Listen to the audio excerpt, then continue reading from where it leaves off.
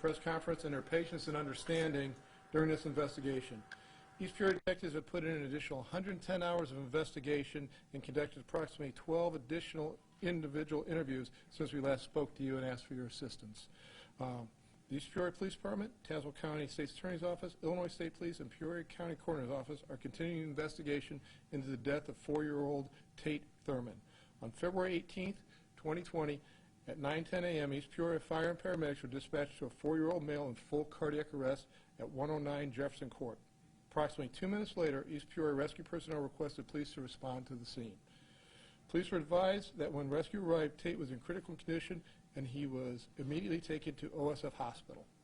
Rescue personnel also told the police that Tate was covered in bruises from head to toe and the nature of the call was suspicious. At the original time the call came in, only Leslie Jett, Tate, and 2-year-old male were present in the home, and the 2-year-old was still sleeping when officers arrived.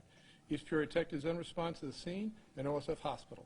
Illinois State Police crime scene investigators were requested to assist in the collection of possible evidence.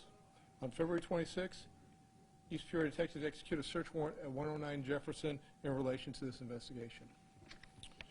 Also on February 26 at approximately 4:34 p.m., East Peoria Police detectives arrested Leslie A. Jett, 33 years old, of 109 Jefferson Court, East Peoria, for first-degree murder. Officers were attempting to locate Jett and observed her in a vehicle. Jett was a passenger in the vehicle, and a traffic stop was initiated at the Thornton's gas station at 457 South Main Street, Creve Coeur. Jett was taken into custody without incident. Jett is currently in the custody of the Tazewell County Jail, and the investigation of the death of Tate Thurman is still ongoing, and any questions will be directed to the Tazewell County State's Attorney's Office. I'd now like to call up Peoria County Coroner Jamie Harwood. Good morning. On February 20th at 9:05 p.m., Tate Thurman was pronounced brain dead at St. Francis Medical Center in Peoria. He remained on ventilatory support, commonly known as life support, for procurement of organs for donation. On Monday, February 24th, an autopsy on Thurman was completed. Autopsy results demonstrated that Thurman suffered multiple blunt force trauma injuries that were grossly inconsistent with the reported mechanism. The injuries were congruent with the perpetrated trauma mechanism. This case remains under investigation, and due to the nature of the injuries, is being ruled a homicide. Thank you.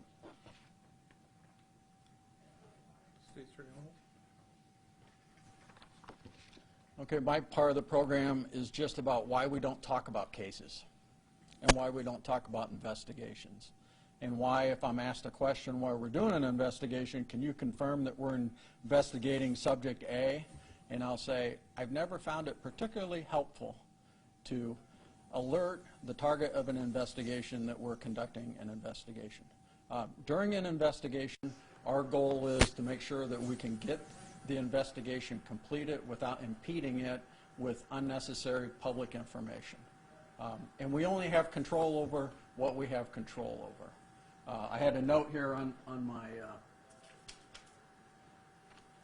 file here, and I'm not going to give the name or anything, but I've got the name of an individual that posted on social media confidential juvenile records that should not be released, and so we'll track that person down. So I want to alert the public on a subject that they should already know that this is the case, but you can be really brave sitting behind a telephone or a keyboard and releasing information on social media, but it doesn't mean it's not harmful, it doesn't mean that it's not illegal, and it doesn't mean that there may be consequences for releasing that information.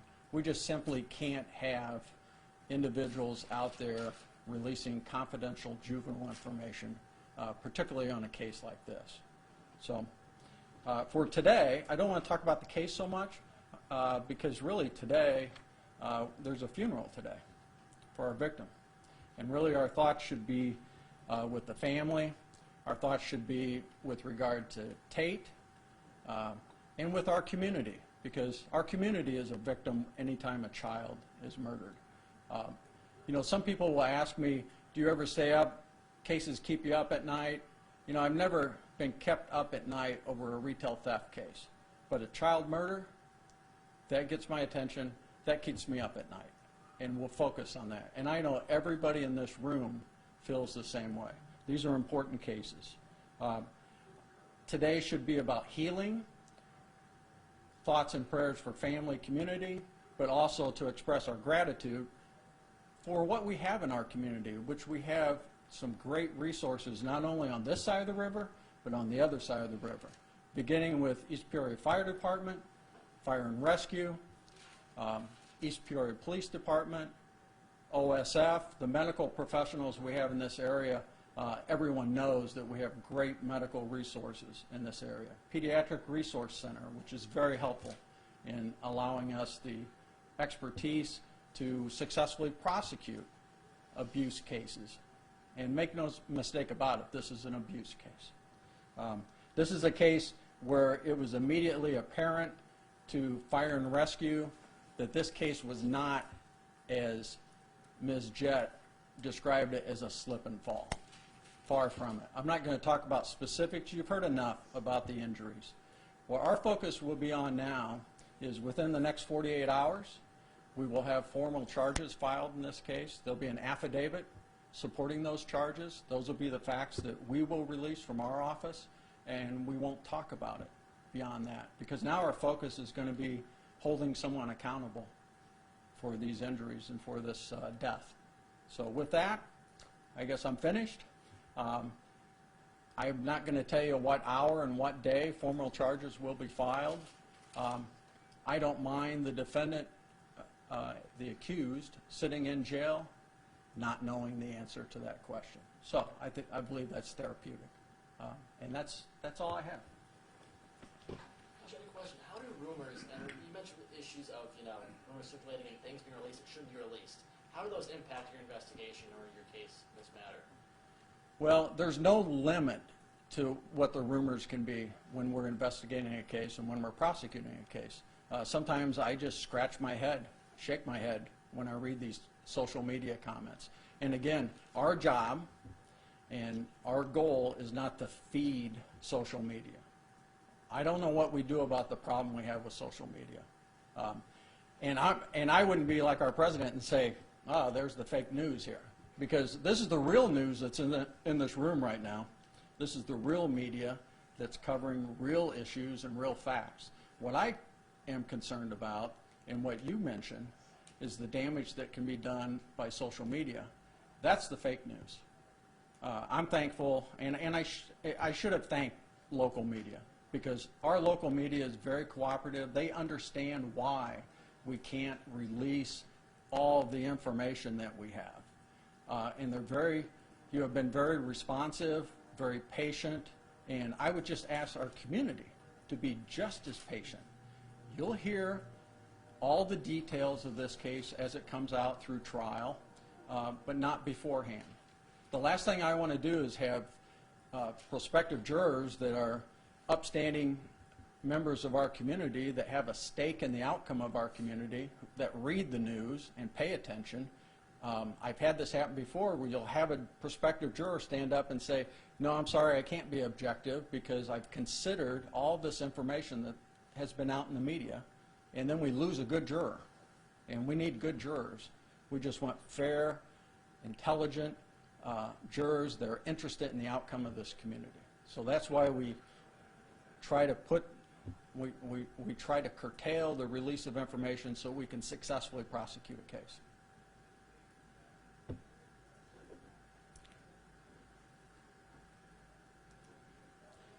Could I ask Learner Harwood just something? Yeah. You used the phrase the injuries were congruent with a trauma mechanism. Could you put that in a phrase that's more easily understood? Yeah, inconsistent with the reported mechanism. So we're skilled investigators, right? So, for example, if someone reports that they've fallen off of a bike, we're going to look for injuries that are consistent with the trauma from a fall from a bike. I went up to the hospital the night that he was pronounced brain dead and did an initial examination on tape and shot well over 100 photographs looking at the injuries. And I knew, as a registered nurse and as a trained investigator, that what was reported to us was not consistent with that. But what was congruent or what was consistent was, as state's attorney mentioned, abuse. And we're trained in recognizing and investigating abuse, and it was congruent with an injury that was not related to what was reported. But the actual cause of death was? Blunt force trauma.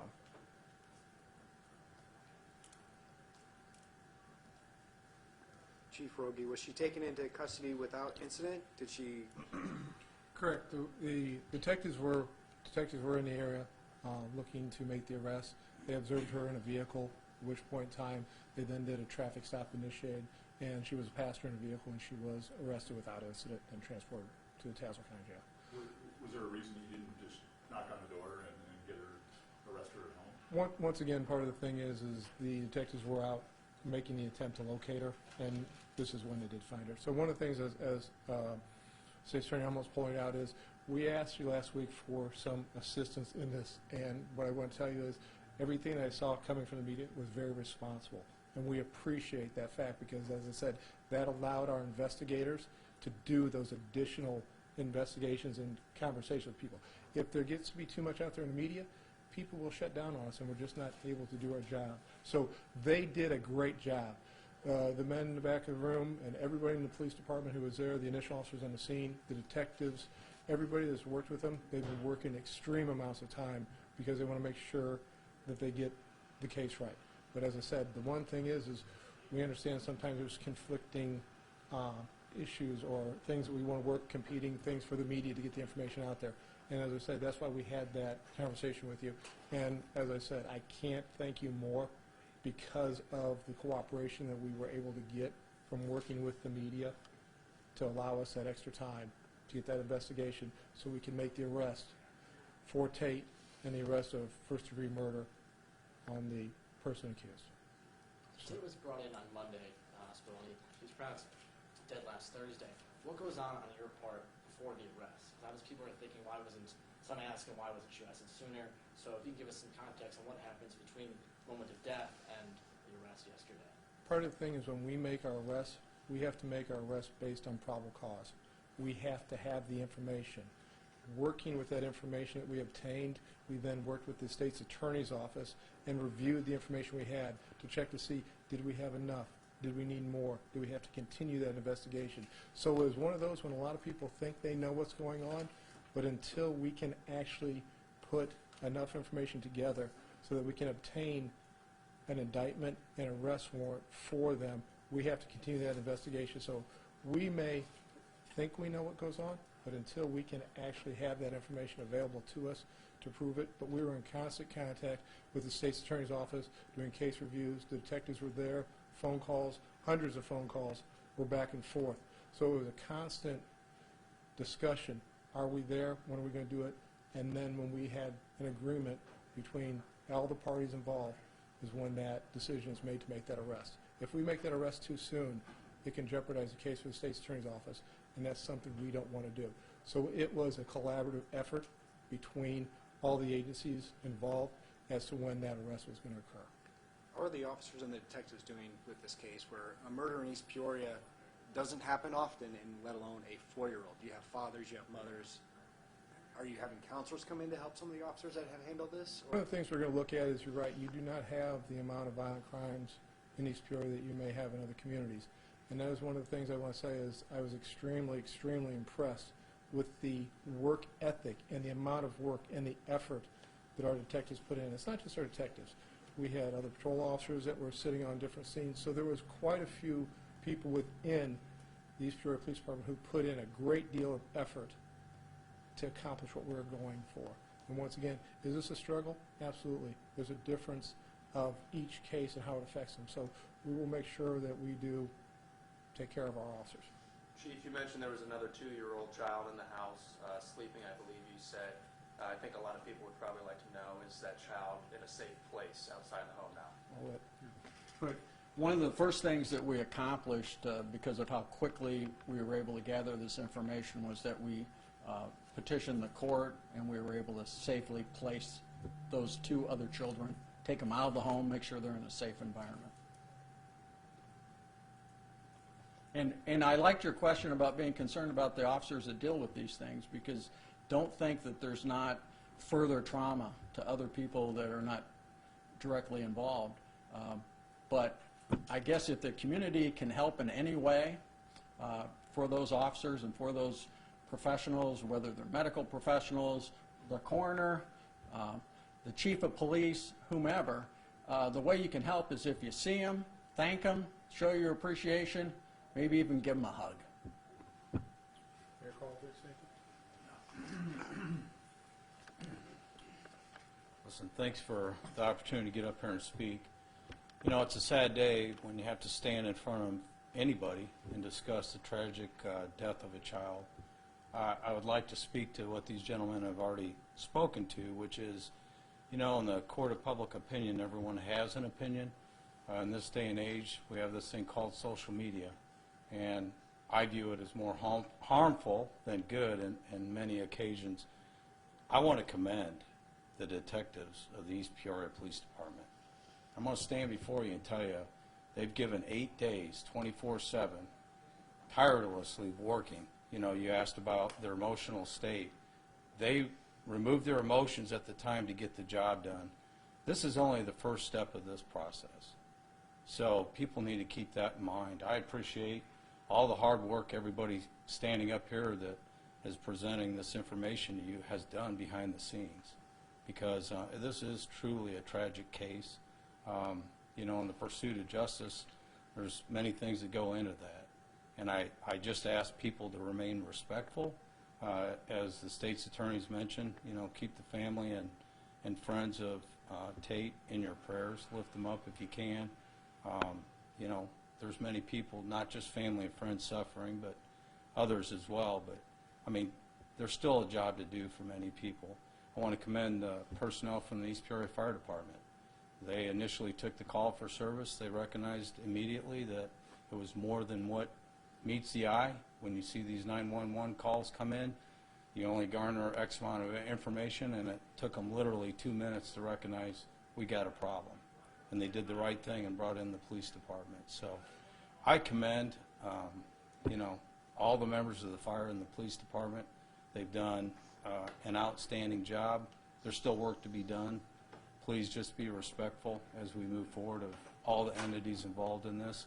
And, you know, we're all here seeking justice for Tate. So that's the most important thing to keep in mind. But appreciate it. Thank you. As the mayor said, we can't do our job without working closely with the fire department. We do that a lot of times. This is just one case. It just shows how well we do work together as both agencies responding to it. So we do have a copy of my original statement that I made and Coroner Harwood's statement. So if you'd like a copy of it, we'll be able to pass that out. So at this point in time, we'd like to conclude the press conference, and I want to thank everybody for attending.